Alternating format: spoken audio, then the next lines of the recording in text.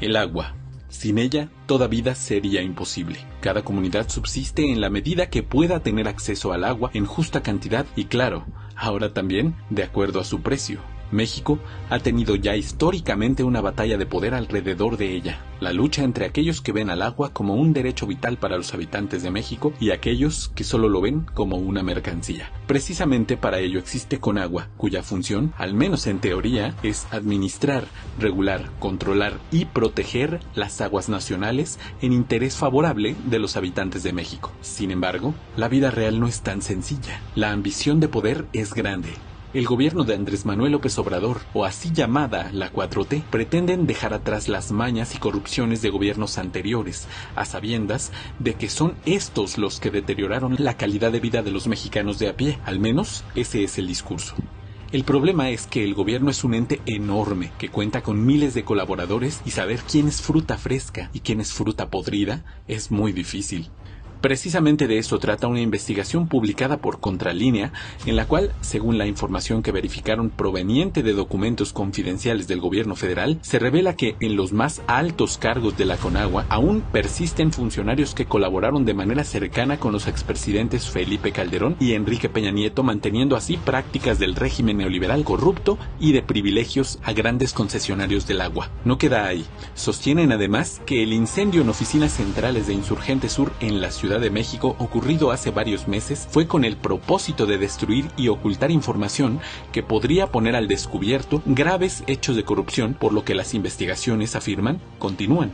Esto es lo que sostiene Miguel Ángel Montoya, consultor independiente en materia de gestión integral del agua, quien además afirma que esto significa la continuidad de la política neoliberal de la gestión del agua y, en consecuencia, corrupción, simulación y torpeza.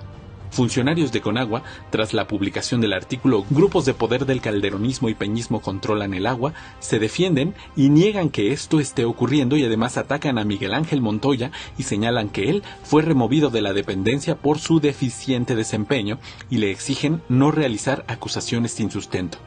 Tras la carta publicada por Conagua, académicos, investigadores y organizaciones diversas, mediante una carta publicada también en Contralínea, defienden la postura de Montoya y afirman que él fue removido de la dependencia por buscar la participación de diversos actores sociales en los seminarios de consulta hacia una ley general de aguas con participación ciudadana para así lograr su acceso equitativo, su uso sustentable y la democratización del sector hídrico. Fue este 23 y 24 de septiembre que en conferencia López Obrador hizo referencia a este conflicto y anunció cambios en Conagua. Que tengo que estar pendiente. Y se introduce gente que no tiene buenos antecedentes. En el caso de Conagua me ayudó mucho un reportaje que hizo una revista, Contralínea, donde se hace un repaso de quienes están laborando. No quiero prejuzgar, pero sí me llamó la atención de que hay personas con malos antecedentes. Y también adelanto que van a haber cambios en la Conagua porque estaba tomada la Conagua por estas personas, por un partido. Sí, por el PAN.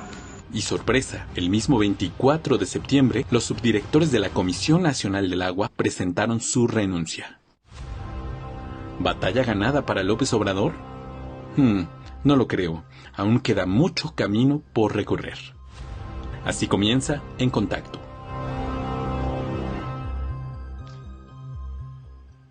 ¿Qué tal, estimados amigos? Muy buenas tardes. Les saluda Rubén Luengas en esto que es En Contacto, proyecto de Entre Noticias. Como saben, todavía transmitimos grabado por el castigo que nos puso YouTube de en 3 meses no poder transmitir en vivo. Ya saben cómo nos traen estos de YouTube. El caso está que ustedes estarán viendo esto el día de hoy a las 3 de la tarde. Saludo a Pastor Delgado, que ha hecho una muy buena introducción acerca de este tema crucial, fundamental, y en el que en el que, bueno, primero, ¿cómo estás, Pastor? Buenas tardes. Rubén, buenas tardes, un gusto estar nuevamente aquí en los micrófonos de En Contacto. Te mando un abrazo y le mando un abrazo a todos aquellos que están ya ahí en el chat. Y como ya lo dijiste, pues este programa sigue siendo pregrabado y si todo sale bien, ya más o menos en una semana estaremos nuevamente en vivo a las 12 de la tarde. Y pues bueno, a pesar, digo, de todos estos asuntos, pues aquí seguimos y bueno, les recordamos rápidamente que a los que nos estén viendo en vivo, pues ahí en el chat donde meten sus comentarios tienen el simbolito de pesos, dólares, para que los que gusten apoyar este proyecto a través del super chat o bien también a través de los vínculos que están en la descripción de este video, ya sea la dirección del PayPal o la cuenta del Oxxo. Rubén. Efectivamente, y como habrán notado, es viernes de mezclilla, aquí con mezclilla, tranquilos, relajados. Y entonces, fíjese que ahí anunciaba en esto López Obrador, anunciaba que habrá cambios. A raíz también fíjese la importancia del periodismo de esta revista que me dirige Miguel Vadillo, Contralínea, pero ya dio a conocer a las personas que se integran y dentro de las personas que se integran está un referente sin duda de la crítica por un lado y de la lucha por una ley como derecho humano del agua. Me refiero a Elena Burns, que está integrando la Comisión Nacional del Agua. A ver, Pastor, quiero avisarles que voy a tener dos invitados esta noche, precisamente a Miguel Ángel Montoya, consultor independiente, gestor de cuestiones de agua, y voy a tener también a Fermín Reigadas, quien promovió una carta muy importante sobre la cual daremos detalles y que él es miembro o director más bien de Cántaro Azul, una organización. Pastor Delgado, antes de presentar a nuestros invitados, ¿con qué continuamos? Así es, Rubén. Y pues bueno, esto que como bien lo mencionaste, López Obrador ya anunció los nombramientos dentro de la CONAGUA tras las renuncias casi masivas, ¿no?, de diferentes subdirectores de la CONAGUA. Pues bueno, esto ya venía desde el 23 y 24 de febrero, ya vimos un fragmento en la introducción, pero vamos a ver un poquito más ampliado lo que dijo López Obrador en estas conferencias previas, en donde anunciaba que iba a haber cambios en la CONAGUA.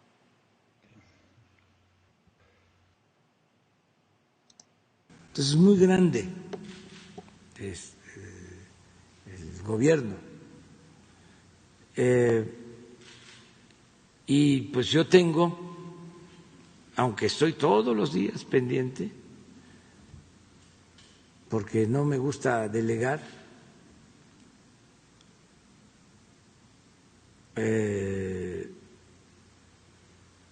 hay cosas que son básicas, estratégicas, que tengo que estar pendiente. Y se introduce gente que no tiene buenos antecedentes. En el caso de Conagua me ayudó mucho un reportaje que hizo una revista, Contralínea, donde se hace un repaso de quienes están laborando. No quiero prejuzgar, pero sí me llamó la atención de que hay personas con malos antecedentes. Es un poco lo que tú estás planteando. Entonces vamos a investigar y muy pronto se va a saber. Y también adelanto que van a haber cambios en la Conagua porque estaba tomada la Conagua. Van a entrar Aarón Mastache Mondragón, va a ser subdirector general de infraestructura hidroagrícola. Elena Burns Stur, subdirectora general de Administración del Agua. Germán Martínez Santoyo, subdirector general de Administración. Jacinta Palermo Viqueira, subdirectora general técnica. José Antonio Zamora Galloso, subdirector general jurídico, y José Mario Esparza Hernández, subdirector general de Agua Potable y Saneamiento. Y se ratifica a la directora de Conagua, Blanca Jiménez. Ahí está. Muy bien, Pastor Delgado, interesante, ¿no? Se ratifica a Blanca Jiménez Cisneros. Entonces, pues me llama la atención. Dice que le tienen toda la confianza del mundo. Entonces, ¿qué pasó con todos estos de abajo? Que tuvo que venir esto de manera externa y a través de Contralínea. Me llama la atención. Bueno, si ustedes buscan en Twitter a Miguel Ángel Montoya, especialista en gestión integral de agua, lo encuentran como @miangel_Montoya. Y por ejemplo tiene como tweet fijado o fijo, dice: el sector agua es uno de los más corruptos de la administración pública y donde los intereses económicos ejercen una mayor cooptación. Y les decía yo de Elena Burns, que yo leía algo de ella, que estaban entregando arroyos secos, estaban concesionando arroyos secos, pero para cuestiones no del agua, sino para cuestiones de entubar no sé qué otras cosas. En fin, es un tema apasionante y tengo precisamente a Miguel Ángel Montoya. Voy a iniciar con él esta conversación aquí en Contacto. Estimados amigos, Miguel Ángel, muy buenas tardes, gracias por aceptar la invitación. No, gracias a ti, Rubén, por invitarnos. Un saludo a tu auditorio, un saludo a Fermín, que sé que está también en este programa. Buenas tardes.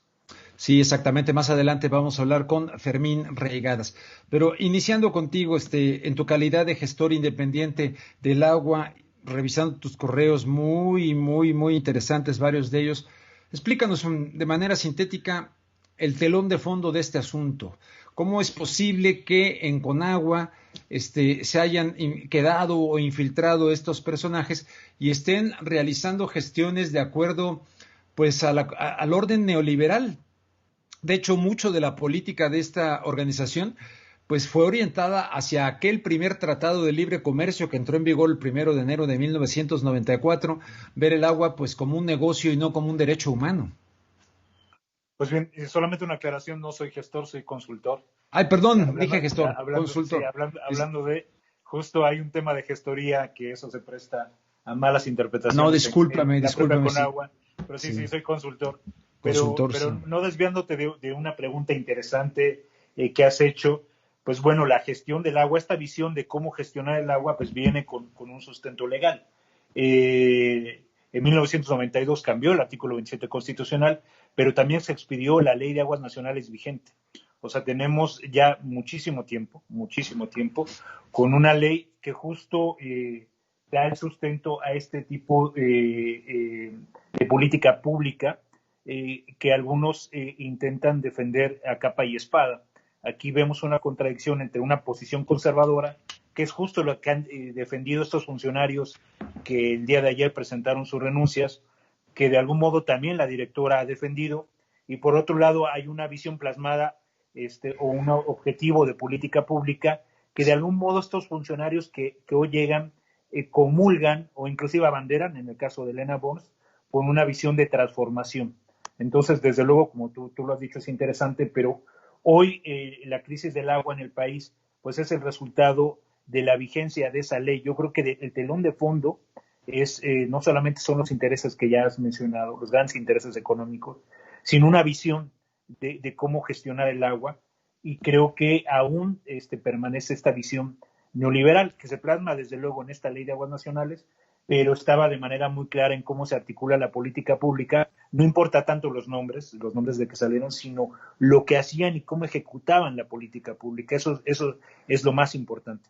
Creo que en eso nos debemos de centrar, más allá de los nombres, que desde luego escuchándolos, los que acabas de decir son 6, a 4 los conocemos y a los 4 yo por lo menos los ubico con una identidad progresista, una identidad de izquierda, y desde luego nos da mucho gusto que su nombramiento, ¿no? Muy en particular, desde luego el de Elena Burns, el de Jacinta Palerm, el de Aarón Mastache no tan ligado a temas de agua, pero creo que es ingeniero agrónomo de base, y sí un tipo comprometido con una perspectiva de derechos, sin duda alguna, y desde luego Mario Espona por Garza, ¿no? Que tiene una experiencia en la visión de Cuenca desde el norte, temática, justo en una muy, muy específica que tiene que ver con lo que está ahora en Chihuahua, pero creo que por lo menos da un poquito de frescura, un poquito de esperanza. Y digo un poquito porque desde luego hay un entramado y ojalá ellos puedan hacer los cambios hacia abajo, pero por lo menos se está mandando una señal aceptable, una señal digna con estos cambios. Fíjate, pero dice el presidente que se queda la directora, ¿no?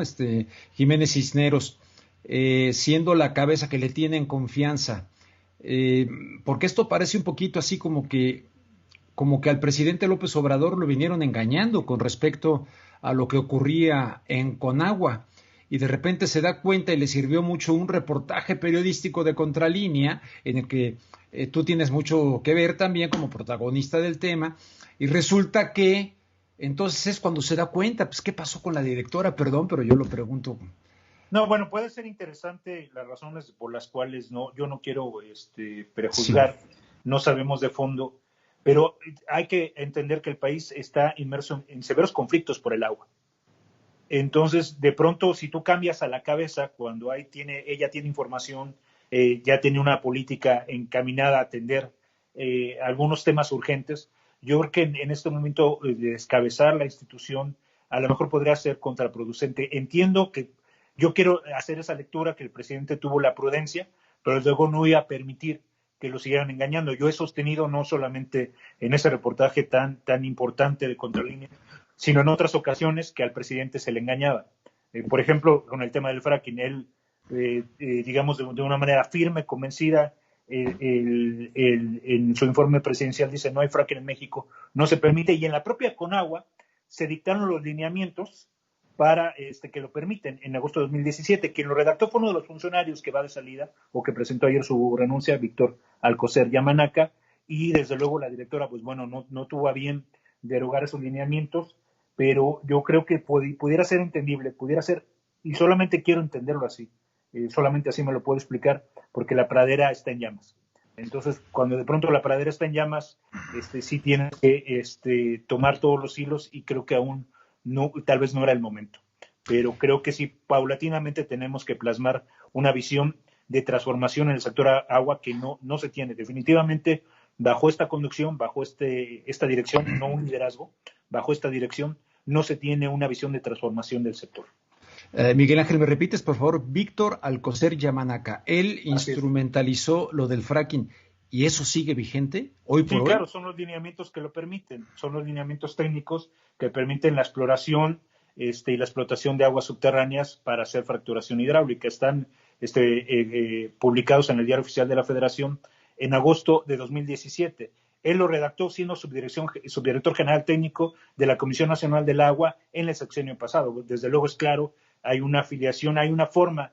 No importa si es priista o panista, no es un tema de partidos, es la visión que ellos tienen para gestionar el agua. Pues esta visión se plasma justo en esa permisión y desde luego, bueno, permea a la propia directora, la directora no los derogó, pero esperemos que ahora con estos cambios, por fortuna, Jacinta Palerm, yo creo que va a ser sensible de este tema, y yo creo que una de sus primeras tareas va a tener que ser proponer un instrumento para derogar esos lineamientos.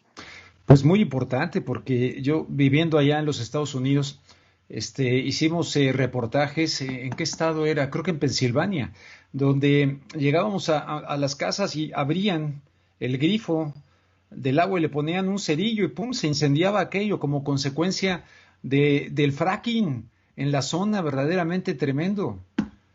Bueno, pues es la imagen más simbólica de la fracturación hidráulica, que tú en el grifo, en lugar de tener agua potable, lo que tienes es químicos que inmediatamente pueden generar una combustión, ¿no? Es terrible. Espero que en México ese fantasma pronto nos podamos deshacer de él. Oye, continúo con el tema central, pero me dicen que en San Luis Potosí están haciendo fracking, ¿eso es correcto? Sí, también en Tamaulipas. También en Tamaulipas. Y en Veracruz. y en Veracruz. ¿Qué se necesita, Miguel Ángel Montoya, para que en México se derogue esta ley que dices que es a fin de cuentas la que nos ha venido perjudicando y podamos acceder a la ley que México necesita para que este recurso humano vital, fundamental, esencial para la vida humana, pueda tratarse no como mercancía, de otra manera? Claro, bueno, es muy clara la Constitución.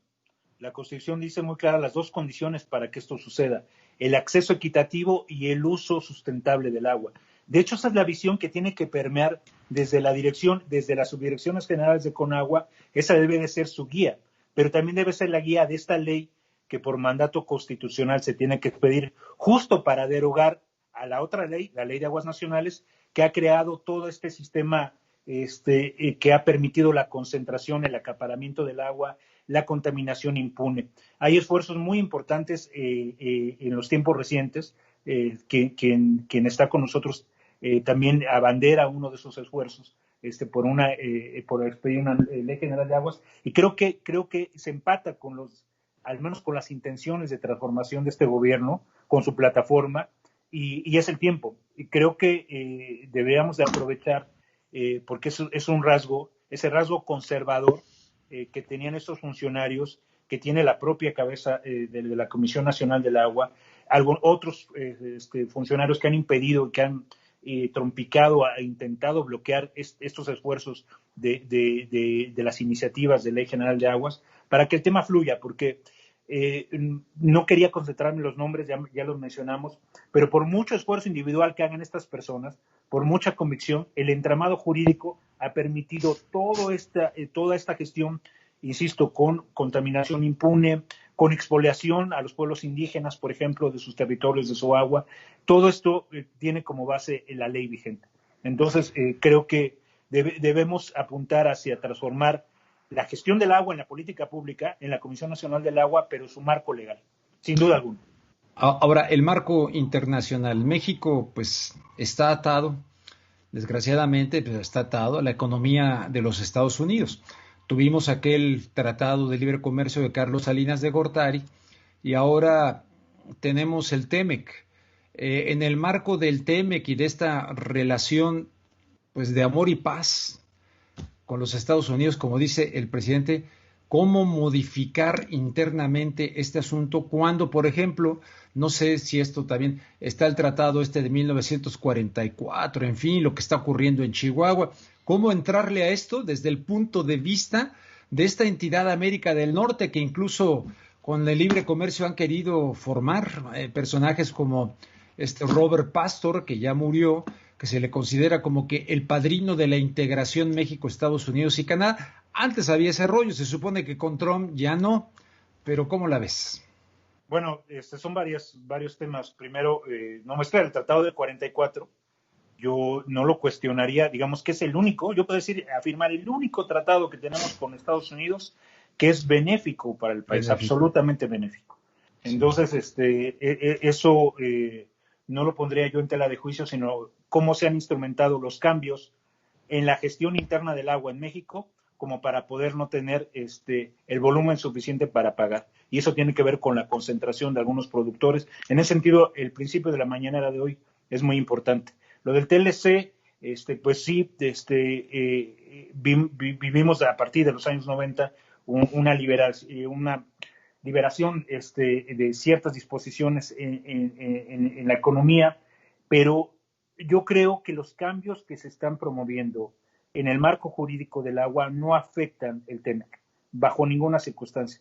De hecho, inducen a los empresarios a hacer una gestión sustentable del agua. No tendríamos, las inversiones no están en riesgo. Eso sí, yo conociendo los borradores, uno de los borradores, las iniciativas que están sobre la mesa, no interfiere con ello, ¿no? Más bien dicho, está resolviendo un problema interno, porque el problema, vuelvo como en Chihuahua y como en muchos otros conflictos que están en el país, tiene que ver con la equidad en el agua y con el uso sustentable, que no lo tenemos en México, es apenas incipiente.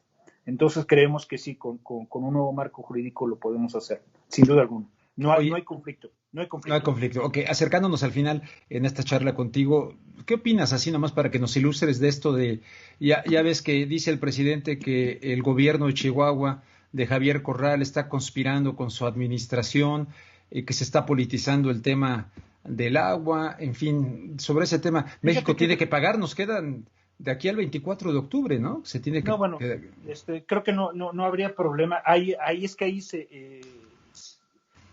es muy complejo el tema de Chihuahua. No se puede simplemente de una forma maniquea decir hay buenos y malos. Particularmente tiene que ver cómo es la gestión. La Comisión Nacional del Agua jamás se reunió con el Consejo de Cuenca del Río Bravo para tratar de atender los problemas fundamentales, y tiene que ver con el acceso equitativo. Yo creo que si hubiera fomentado desde hace mucho tiempo el uso sustentable del agua, no tendríamos este problema. Sí se puede, pues sí se presta, eso sí, se presta a la politización.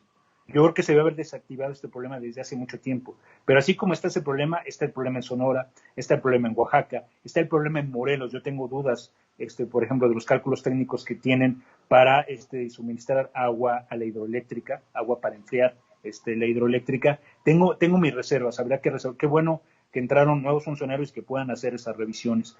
Pero hay una serie de conflictos en el país que hay que desactivar.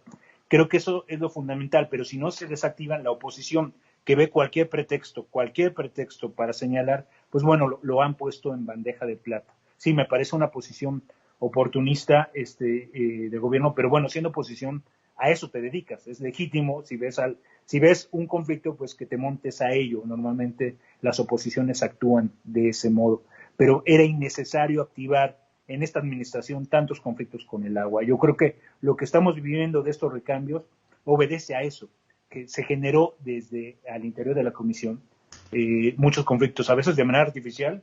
¿Por qué? Porque pues sí, hay una afiliación o una visión política de los funcionarios afines a anteriores administraciones, pero también hay una enorme torpeza y una falta de visión, ¿no? Yo creo que es el resultado, y creo que es injusto que todo el gobierno, toda la llamada 4T, tenga que pagar por estas torpezas. Muy bien, Miguel Ángel, pues no, yo no sé si dejé algo fuera que tú quieras comentarle a la audiencia. Si estuviéramos en vivo, pues ahorita la gente te haría preguntas y todo. Pero... Agradecer a la gente que firmó ese desplegado. Uno de ellos es Fermín, lo promovió inclusive. Nos conocemos profesionalmente, hay respeto, hay cariño, pero creo que lo que él denuncia o lo que ellos denunciaron fue muy importante, porque el tema es quiénes estaban participando en la ley, y resulta que en la ley o la están bloqueando o están participando los mismos beneficiarios de siempre, los que se han beneficiado justo con esta distribución inequitativa del agua, con esta concentración, pues son los que de algún modo desde la Comisión Nacional del Agua se estaban cargando los dados. Y yo desde luego curiosamente las propuestas que nosotros pusimos como expositores hoy finalmente están dentro de la comisión. El tiempo acomoda las cosas. Nos va dando la razón, le va dando la razón a quienes hemos estado en esta lucha, pero bueno, como tú lo dijiste al principio, es apenas un paso. En términos del presidente, este elefante apenas movió sus 4 patitas, como 4 centímetros, ¿no? Pero bueno, esperemos que sea en la dirección adecuada. Oye, muy bien, y perdón, nada más la curiosidad, ¿en qué parte de la ciudad estás que se ve ahí? No, bueno, ¿Qué se ve allá atrás? Fíjate que siempre es lo malo de las escenografías. Debo decirte que hay una vista muy bonita de aquí en tu casa, en la casa de Fermín, pero esta casa, este departamento fue declarado en riesgo hace tiempo y estamos al punto de desalojo. Entonces, acá enfrente hay cajas de cartón, somos damnificados del sismo, pero ¿sí? la vista linda, pues aquí lo utilizamos. La verdad no vivimos aquí, justo por el riesgo, pero aquí lo utilizamos para platicar contigo y con tu auditorio, con Fermín, desde luego. Oye, pues te agradezco muchísimo y nos vemos en vivo en la noche también en Contexto, en la octava. Con todo gusto, ¿no? Estamos ahí, con todo gusto. Perfecto, Miguel Ángel, muchísimas gracias. No, gracias a ti. Gracias, Miguel Ángel Montoya, estupendo escucharlo hablar. Pastor Delgado, te iba a decir, ¿qué dice la gente? Pues no, estamos grabados, Pastor. ¿Quieres decir algo antes de que pasemos con Fermín? Pues no, Rubén, pues precisamente nada más recordarles a todos que esto es pregrabado. Tenemos ahí varios comentarios, ya los estaremos leyendo más adelante. Y pues bueno, adelante, Rubén, adelante. Bueno, pues entonces vámonos con Fermín Reigadas. de Cántaro Azul. Bonito nombre de esta organización. ¿Dónde andas, Fermín? Que no te veo en pantalla, mi querido pastor. Dale, vámonos. La conexión. ¿Se perdió la conexión de video? Si quieres... conexión en general. La conexión en general. Entonces le continuamos así con audio, Fermín. Bueno, primero que nada, tú fuiste de los que impulsaron esta carta que ya mencionamos y que publicó también Contralínea. Si nos platicas de esta iniciativa, quiénes participaron y de qué manera, mira, ahí estás ya, y de qué manera ha gravitado, pues, para que el presidente de la República, en este caso, pues hiciera estos cambios en Conagua. Sí, claro. Bueno, primero, es importante mencionar que es una carta que firmamos 57 personas con una amplia experiencia en el sector del agua. Cuando digo amplia experiencia, es experiencia técnica, experiencia social, institucional, experiencia en comunidades, y además 26 organizaciones desde la península de Baja California hasta Chiapas. Estas organizaciones, muchas de ellas en realidad son redes de organizaciones. Entonces estamos hablando de más de un centenar de organizaciones que decidieron firmar esta carta. Esta carta la firmamos principalmente por dos cosas. Una, porque para nosotros la Comisión Nacional del Agua es una institución que debe servir a la población, debe estar al servicio de México, y veíamos que estaba fallando en esto, y voy a comentar más sobre eso. Y por otro lado, porque vimos en la respuesta de Conagua al reportaje que hizo Erika Ramírez, vimos una crítica tanto a ella como reportera, como a Miguel Ángel Montoya. Sí. Miguel Ángel Montoya, quien estuvo ahorita en entrevista y probablemente está aquí también escuchando, una persona que ha jugado un rol clave en poder hacer que el derecho humano al agua y al saneamiento sea reconocido en la Constitución de México, eso en el 2012, y desde entonces y antes, una persona comprometida para avanzar el derecho humano al agua y al saneamiento. Una persona también generalmente humilde, que no te lo cuenta, que no es tan visible el rol que tiene, pero que quienes trabajamos en el sector del agua y buscamos que se cumpla este derecho, conocemos la labor que ha realizado Miguel Ángel, a veces, como te digo, no tan reconocida, no tan visible, y nos pareció completamente inadecuado que de una forma despectiva se le dijera que había terminado de participar en Conagua por un bajo desempeño, cuando constatamos que nunca ha sido así, y que más bien pudo haber tenido que ver con otras motivaciones que también están muy relacionadas con la falta de cambio y de transformación que esperábamos en el sector del agua. Bueno, pues él pone el dedo en la llaga, ¿no? Yo estuve revisando sus tweets y pone el dedo en la llaga, no de ahorita, de hace mucho tiempo. Y entonces probablemente era una voz incómoda, porque pues ahí seguían estos, entre ellos Víctor Alcocer Yamanaka, ¿no? O sea que no habrá tenido que ver eso, o sea, la postura, y que hayan salido con domingo 7, ¿no? Pues mira, yo lo que te quiero contar es que el sector de agua está, o sea, realmente está en un rezago muy profundo, en muchas dimensiones y a lo largo y ancho del país. O sea, podemos ver ahorita y tener mucha atención al conflicto de Chihuahua, pero ese es el que, digamos, la llama que está ardiendo más fuerte. Pero te puedes ir aquí a las comunidades de Los Altos en Chiapas y ver cómo desde que los ejidos empezaron a desmoronarse, entonces las fuentes de agua quedaron en la propiedad de particulares, y entonces ahora las comunidades son como rehenes de quienes tienen esas fuentes de agua, y ya perdieron su acceso a este líquido vital. Te puedes ir también a los valles centrales, donde por décadas, en particular la Copuda, acompañada por Flor y Canto, un grupo en un territorio indígena, fueron perdiendo, tenían concesiones de agua, las fueron perdiendo, y el agua fue desapareciendo, es a lo que me refiero, por un muy mal manejo del agua, y sus títulos que tenían en físico no servían de nada, no respaldaban el agua que estaba presente, y tuvieron que regresar a sus formas de organización como pueblo originario, crear acuerdos entre la comunidad para reforestar, para que el agua fuera capturada, para que el agua fuera retenida por los suelos, que fuera infiltrada, y uno de los pocos casos en el país que tenemos donde un acuífero que iba en decaída logró subir y logró tener disponibilidad otra vez. Perdieron las concesiones que tenían de Conagua y empezaron una lucha para que se les reconociera una concesión colectiva, y más allá de eso, que se les reconociera, como dice el artículo 2 de la Constitución, el derecho de manejar y administrar el agua en los territorios que ocupan. Este tipo de conflictos, por un momento tuvimos como una esperanza de que fueran a ser transformados por la llegada de este gobierno. En particular, en los valles centrales de Oaxaca, hubo un acuerdo firmado por Conagua y por Semarnat para que se reconociera el manejo del agua, y quedó atorado en el jurídico de Conagua y también en Consejería Jurídica, porque no hay en el equipo de la Conagua no había realmente una intención de llevar una transformación positiva, y seguían operando bajo una lógica de gestión del agua en un modelo que está agotado, que lo ves que está agotado porque las cuencas están degradadas, los acuíferos sobreexplotados, los sistemas de agua en las ciudades, muchos de ellos brindan agua con coliformes fecales, con arsénico, con flúor. Es una información que también está por salir tanto al público como de casi 2,000 municipios donde el agua se está brindando contaminada, información que por décadas había tratado de detenerse, que no pudiera salir.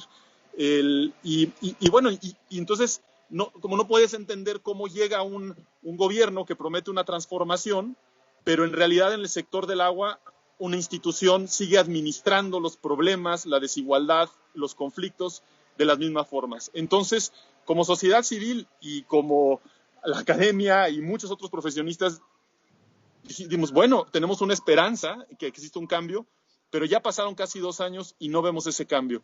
Y entendemos que puede haber cambios, que puede haber limitantes en los presupuestos, pero hay muchas otras formas en las que se puede transformar y que también la propia Conagua ha ido bloqueando, y una de ellas es el desarrollo de una ley general de aguas, que me gustaría comentar también contigo. Sí, cómo no. Oye, yo lo veo como un asunto de seguridad nacional, ¿no?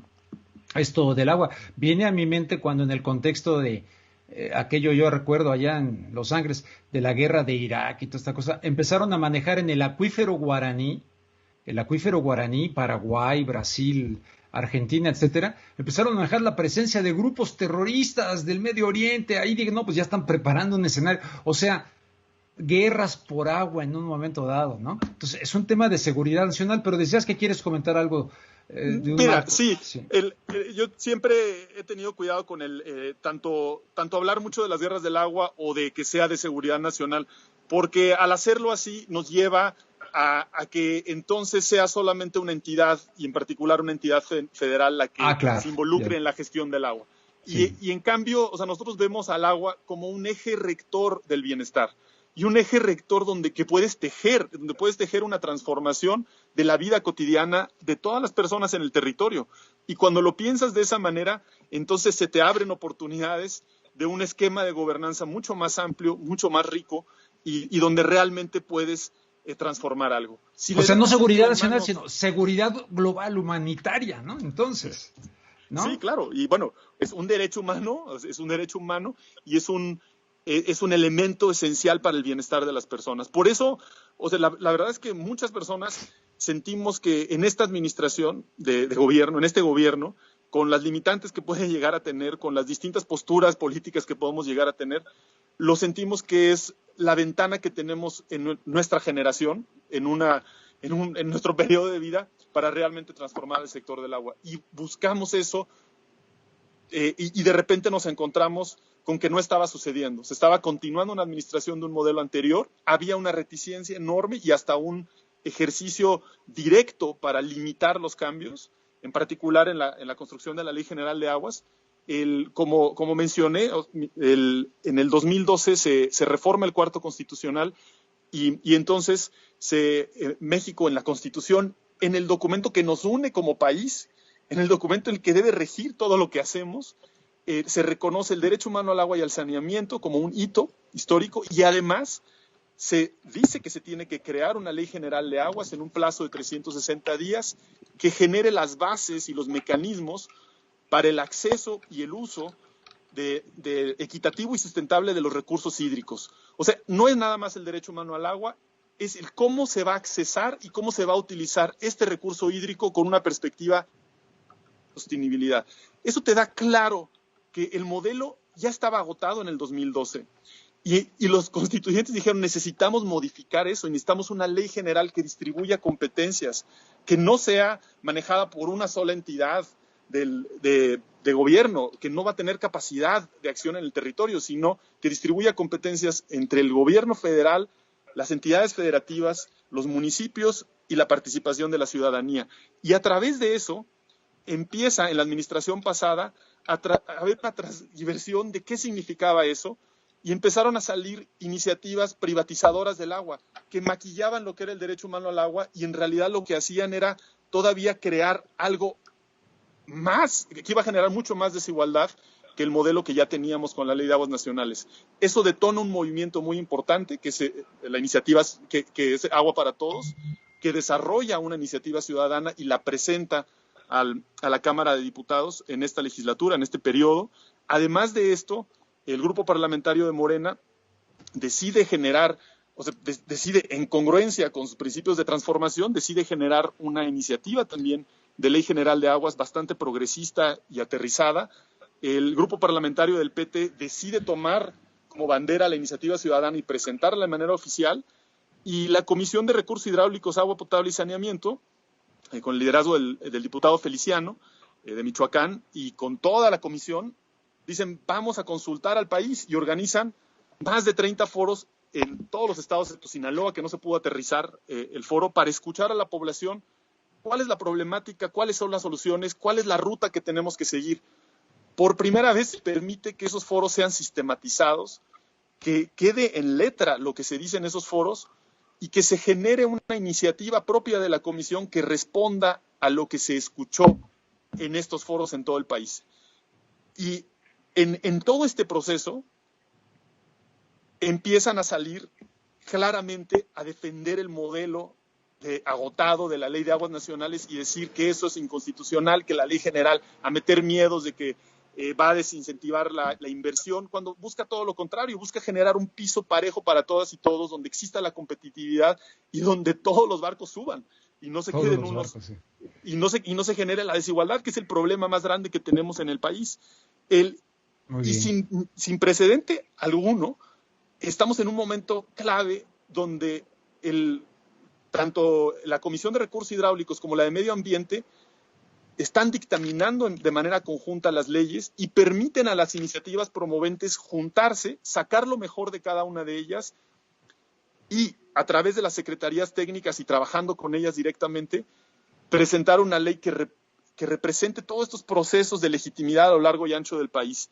Muy bien, sin embargo, la Conagua sigue con un mensaje de, no, el presidente dice que esto es hasta el 2022, que no hay condiciones, y nosotros no entendemos por qué sucede eso. O sea, es el momento de transformación.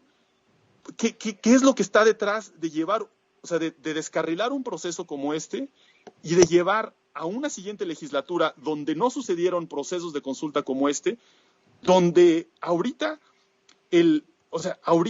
digamos que hay una mayoría en Morena, hay una participación directa de la ciudadanía, pero también de los grupos empresariales, también de los grupos que representan a los agricultores. Por primera vez hay un piso, una mesa igual para todos los participantes. Esperarnos a la siguiente legislatura es regresar a las mesas desbalanceadas, donde en particular la ciudadanía, las perspectivas de derechos humanos tienen todo en contra y no va a estar dominado otra vez por los poderes económicos y políticos. Entonces no entendemos de dónde viene esta idea de pasar el proceso de la ley general, descarrilarlo y pasarlo a la siguiente legislatura. Bueno, pues muy importante lo que estás diciendo, Fermín. ¿Cómo te encontramos en las redes sociales para que la gente, ya dije en el caso de Miguel Ángel Montoya, y en tu caso, ¿cómo te encontramos? En Cántaro Azul, buscando Cántaro Azul, nos encuentran en Facebook, en Twitter, en Instagram y también en nuestra página de internet. Oye, perfecto. ¿Sí? Perfecto, pues te agradezco muchísimo, Fermín, y estamos en contacto. A mí me encantaría poder entrevistar a algunas de las personas que están ingresando, como Elena Burns.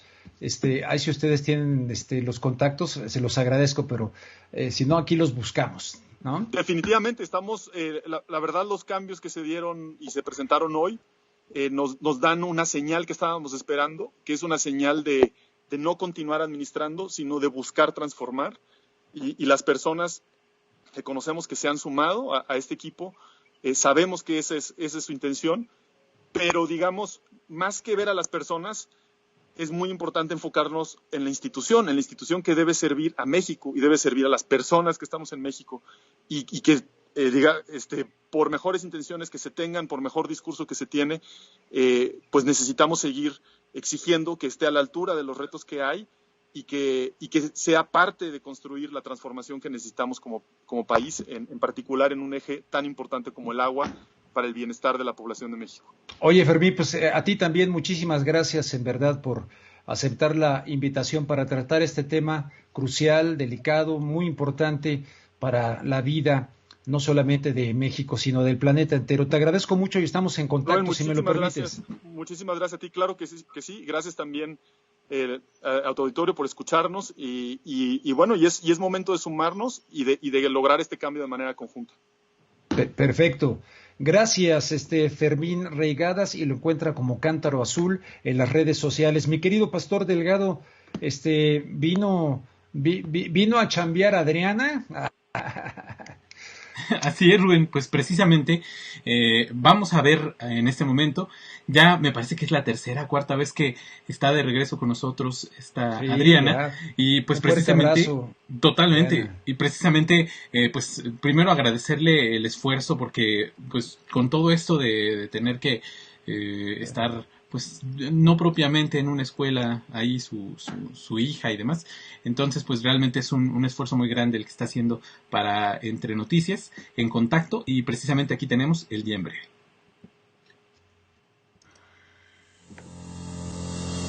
Estimados amigos, muy buenas tardes, yo soy Adriana Sánchez y esto es El Día en Breve. Este jueves la Suprema Corte de Justicia de la Nación dio a conocer que el ministro Luis María Aguilar Morales considera inconstitucional la propuesta de consulta para enjuiciar a 5 expresidentes de la República y planteará al Pleno rechazar su realización. Entre sus argumentos dijo que a la ciudadanía no le corresponde decidir si se deben investigar o procesar los delitos cometidos en ejercicio de la función pública. Recordemos que este ministro fue precisamente propuesto por Felipe Calderón y es muy allegado al expresidente Peña Nieto y al abogado de Peña, el ahora preso Juan Collado. Y este jueves un juez federal ordenó aprender a Luis Cárdenas Palomino, exdirector de Seguridad Regional de la Policía Federal, por torturar a Mario Vallarta Cisneros, en una detención que tiempo más tarde se confirmó había sido un montaje realizado por las autoridades y en complicidad con una televisora. Cárdenas Palomino es considerado el brazo operativo de Genaro García Luna, hoy preso en Estados Unidos por presuntos nexos con el cártel de Sinaloa. Y durante su conferencia de prensa del día de ayer, el presidente López Obrador anunció una limpieza en la Conagua, al señalar que está tomado por intereses partidistas del PAN, y unas horas después 6 subdirectores generales presentaron su renuncia. Entre quienes renunciaron a sus cargos está Eduardo Sellner, que es era su director general de administración de la Conagua y quien antes de llegar a esta posición fue jefe de finanzas de Margarita Zavala durante su campaña presidencial. Y para finalizar, una noticia que ha generado controversia y debate es que el presidente Vladimir Putin ha sido propuesto para el Premio Nobel de la Paz de 2021, galardón al que también aspira el mandatario estadounidense Donald Trump. Y yo creo que nadie relaciona a estos personajes con la palabra paz, pero recordemos que para este galardón personajes como Hitler, Stalin y Mussolini fueron también nominados en su momento, aunque ninguno de ellos se llevó el Nobel. Y hasta aquí el día en breve. Mi nombre es Adriana Sánchez, yo los dejo en contacto con Rubén Luengas y Pastor Delgado y les deseo un excelente fin de semana. Adriana Sánchez, molto obrigado, mille grazie, thank you so much. Y en francés, Pastor, ¿a ti te sale bien? Très bien, monsieur. No, très bien. No, merci. Merci, très bien. Oh, sí, très bien, fantastique. Mi querido Pastor, tremendo el tema del agua que tratamos hoy. En verdad, agradezco muchísimo a Miguel Ángel Montoya. Además, antes de empezar la entrevista, hijo, fue súper amable. Dice, oye, qué gusto verte ya bien. Bien padre, gente correcta, gente decente, sí. Gente buena onda, ¿no? Y Fermín Reigadas. Pastor Delgado, pues así llegamos al final esta semana de este programa. Hoy fíjate que me siento hoy así que bien. Si así sigo pronto, lo empezamos a hacer diario, pero excelente. Esperemos estar hasta que estemos ya en vivo, ¿no? Y empezamos en vivo, porque el en vivo, fíjate, claro. Hacerle preguntas del público directamente a los invitados, en fin, nomás ahora sí tengamos mucho cuidado, Pastor, con los videos que metemos. Sí, totalmente, y vaya que hace mucha falta la presencia aquí de nuestros amigos, que bueno, seguramente ahorita ya están ahí en el chat, en el momento que se está estrenando, pero pues sí, hace falta también la presencia de todos ellos en vivo. Vamos a esperar que todo salga perfectamente bien a partir de, bueno, digamos, por no errarle, a principios de octubre, a ver en qué momento ya podemos hacer el programa en vivo, y pues me da muchísimo gusto que digas que te sientes bien, Rubén. Sí, no creo estar exagerando, ¿verdad, Pastor? De trabajo. No, para nada. Recuerde que primero la salud, o sea, creo que he ido poco a poquito, ¿no? Sí. Ya ves, estamos transmitiendo lunes, miércoles y viernes. Exacto. El diario en la noche. Pero aquí andamos, o sea, que cualquier cosa, pues, ahí les aviso, ¿no? Déjenme sus teléfonos, estimados amigos. Cualquier cosa les hablo a las 3 de la mañana. Sí. No, por favor. Pero bueno, además has aprendido como a escuchar a tu cuerpo, a saber cómo se siente. Entonces, pues, si te estás sintiendo bien, básicamente todo lo que estás haciendo en este momento no te está perjudicando. En todo caso, creo yo que es muy sano volver a la rutina, volver a la actividad, y eso evidentemente pues va a repercutir también en tu salud. Sí, exactamente. Pastor, pues que tengas un excelente fin de semana. Te dejo trabajar para que esté listo a las 3, ¿verdad? Sí, a las 3 no creo que haya problema. Apenas en este momento en que estamos grabando, acaban de dar la 1 de la tarde, entonces a las 1 de la tarde, perfecto. Tienes 2 horas. Ok, voy a estar muy pendiente. Luego tengo mi reunión para programarlo de la octava con mis compañeros de la octava. Y ahí estamos, señores, aquí trabajando por la información. En este caso me siento muy contento de lo que les ofrecimos hoy. Y a partir también de este trabajo periodístico que se hizo con Erika Ramírez y la revista Contralínea que dirige Miguel Vadillo, y toda esta situación que incluso citó el presidente López Obrador. Pero punto, ven, en el fondo estos personajes que entrevistamos el día de hoy, gente progresista, pero que en un momento dado señala algo. Pueden diferir. ¿No? Que dicen, a ver, ¿qué pasó? Y lo que decía Miguel Ángel, han venido engañando al presidente, ¿no? Han venido engañando al presidente, y eso ocurre, porque luego no me quiero referir en este caso específico, pero luego hay una serie de lambiscones, ¿verdad? El presidente dice que no, pero pues hay muy buenos actores, y luego hay una serie de lambiscones y le ocultan. Pues no, el presidente no puede estar en todo. Él mismo lo dijo. Él mismo lo dijo, no puede estar absolutamente en todo. Muy bien, mi querido pastor. Rubén, rapidísimo. Rapidísimo, Rubén, nada más leer los superchats que nos llegaron en el programa pasado. En primer lugar, agradecer a Consuelo López, que nos dice periodismo de calidad, saludos a Rubén y Pastor, a Adela Garay, que nos dice un pequeño chayotito, a María Guzmán, que nos deja su apoyo, no nos deja mensaje, a Juan Huerta, que nos dice qué gusto verte y oírte, Rubén, ojalá te tengamos por mucho tiempo, y a Aurelia Lezama, que no nos deja mensaje, pero nos deja su apoyo. Listo, Rubén. Bueno, Aurelia Lezama no nos deja mensaje, pero nos ama.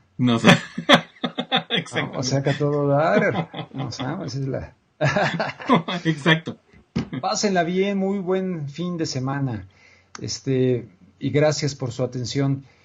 Nos encuentran a Pastor en Twitter. ¿Cómo te encuentran, Pastor?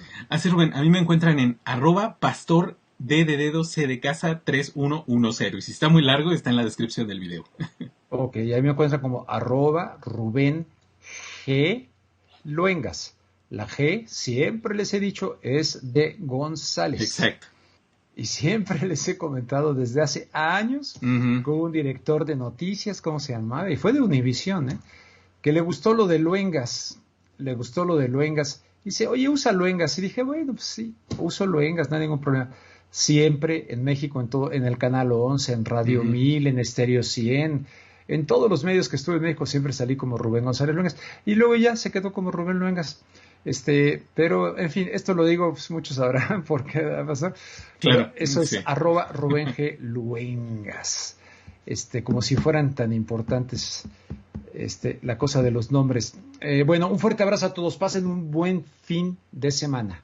Gracias. Un abrazo, Rubén. Un abrazo a todos los del chat.